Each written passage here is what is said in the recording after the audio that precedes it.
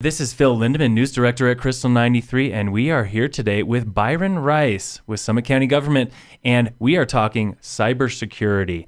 Big in the news lately, we had the Equifax breach, and lots of people's personal information was getting stolen, but cybersecurity is not exactly something new. This is not a new concept. It's not new for people, but it's becoming more important now that so much of what we do is online. So I guess tell me real quick your role with Summit County and how Summit County is looking after cybersecurity. So again, I'm the IS Director, Information Systems Director for Summit County, and manage all the IT activities that the county provides to support all their departments, all their systems and applications.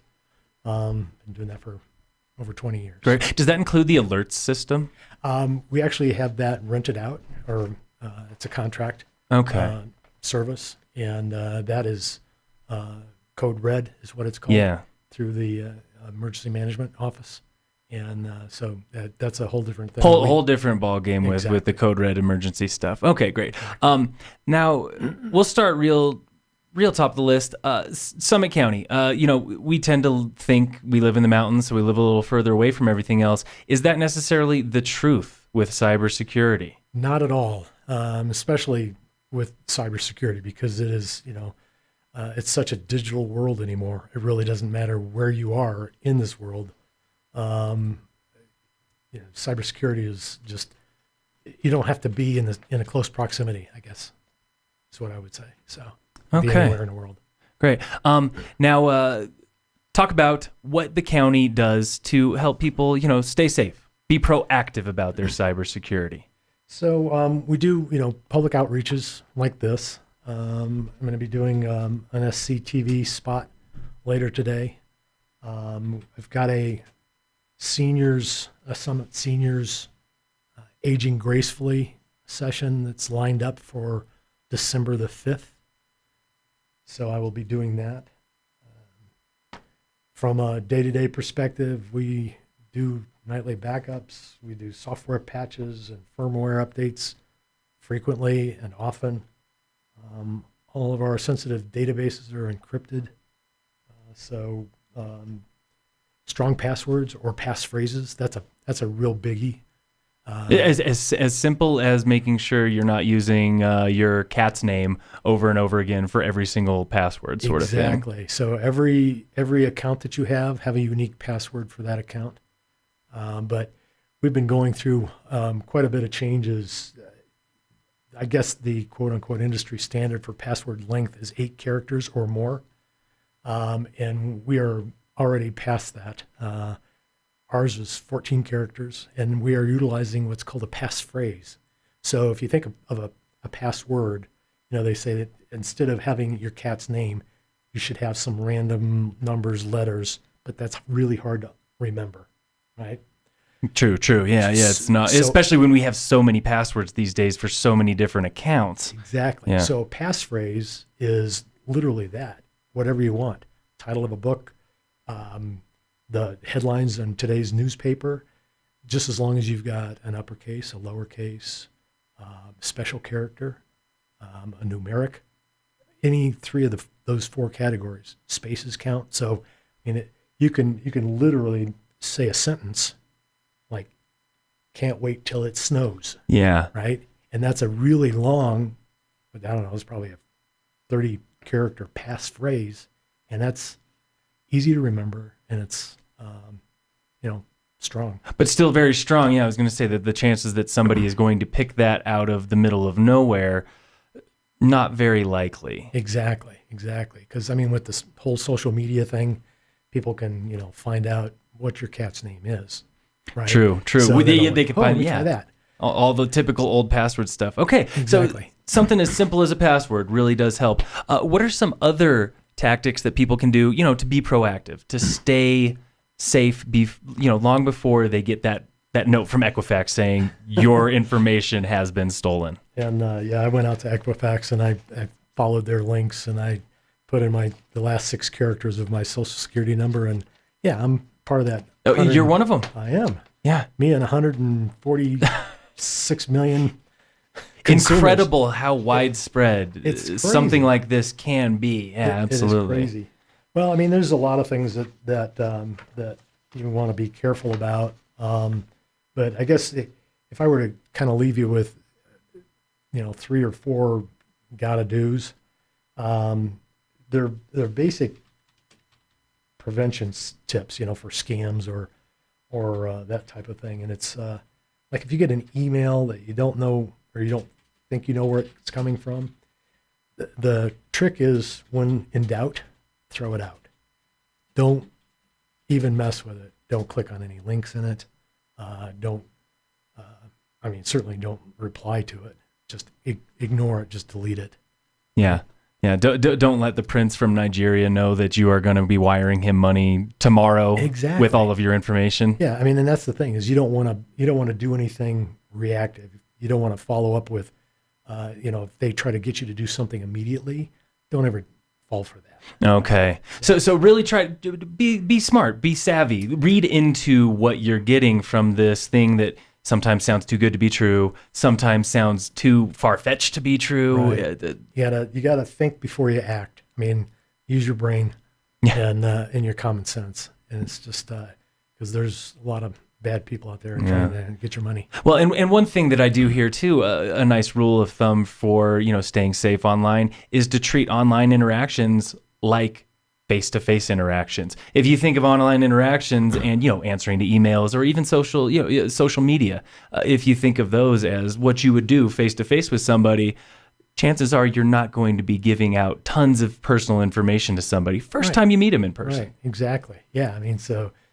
that's another thing is just be cautious about your personal information because it can be used against you. So your social security number, obviously, bank accounts, passwords, all that stuff is private.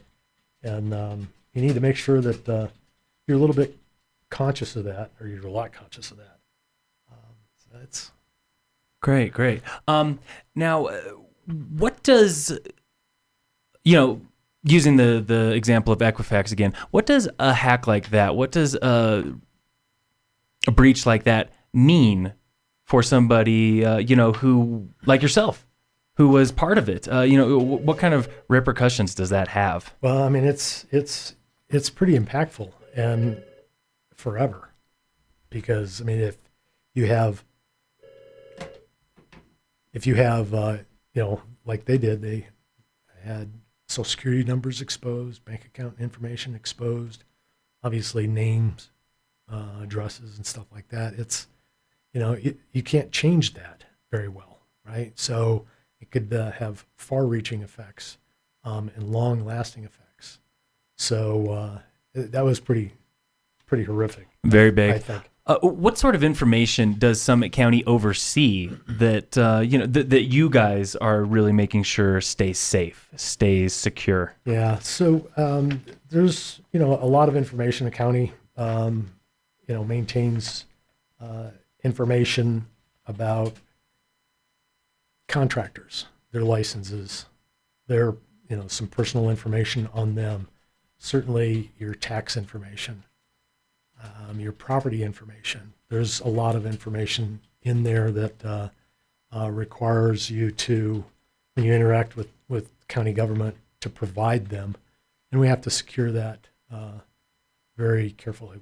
Our internal employees, so like our financial system, HR payroll processing, has super sensitive information about the county employees. So we encrypt all those databases. And what that means is if for some reason somebody were to get a copy of the database and they took it away, they could never do anything with it.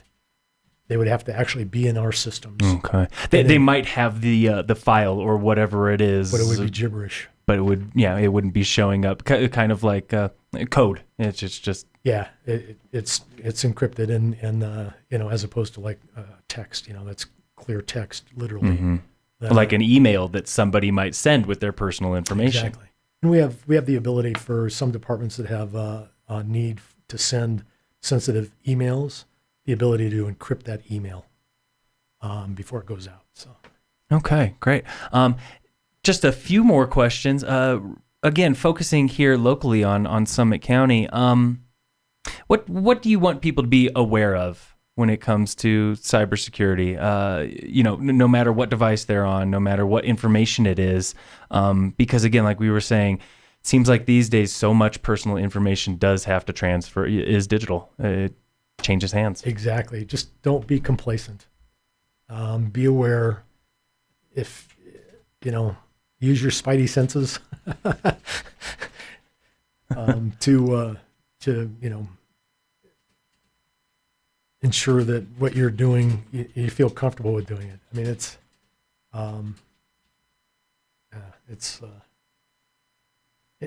it's surprising what, in this day and age, that with all the technology, with the whole Internet of Things, right? Your car talks to your phone, and that sends information to some database someplace else, and that we are not more cybersecurity aware, if you will. We really need to be. Yeah. And sometimes, do you feel like it's because maybe sometimes things change so fast because there's just so many platforms, so many options? And well, I mean, yes. I mean, that's a challenge for a technologist like myself, right? I mean, it's the speed of light. Yeah. It changes so fast. Next week, it's going to be something new. Worst in 1970 skier fashion, So but the thing is, we've got people growing up that's all they know is technology, and they're born after the analog age, and it's just surprising that we're not more conscious about that. I mean, it's a convenience factor, but we have to be diligent with it because it can and obviously does impact you in a negative fashion at times. Right? Absolutely. Great. Anything else to add about cybersecurity here in Summit County or in general or wherever you are, anywhere you can be? Wherever you go, just be aware of it. I mean, be cautious of like public Wi-Fi. If you go to a coffee house, there's free Wi-Fi. If you're in the airport or whatever when you're traveling, just be cautious of that. It's a big, easily hacked access. That's a good point, especially, again, like we were talking, the proliferation of technology. Town of Breckenridge has free Wi-Fi. Breckenridge Resort has free Wi-Fi. Yeah, Keystone has free Wi-Fi. Summit County does. Summit County has free Wi-Fi in the libraries. Yeah, so just be cautious. Be cautious with what be cautious of the information you're sending over those, or the apps you're using, or a little both. Probably a little bit of both. I mean, for example, you don't necessarily want to do your banking right on a free Wi-Fi network because, again, that's easily hackable, and so entering banking information, account code, passwords, stuff like that, you want to be cautious about that. Same with healthcare.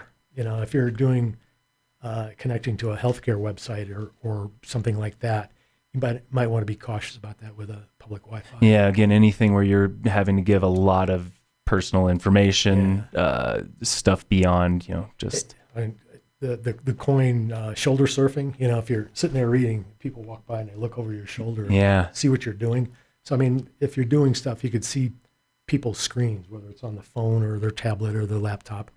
So, shoulder surfing is you have to be cautious about that in public areas. Yeah. And especially when you're using public Wi-Fi. Definitely. Great. Well, Byron, thank you again for coming in to talk a little bit about cybersecurity with us. Great tips, great info, and just reminding people that really doesn't matter in the digital age where you are. You've got to be aware of what you're doing with your personal info. Thanks again. Thank you.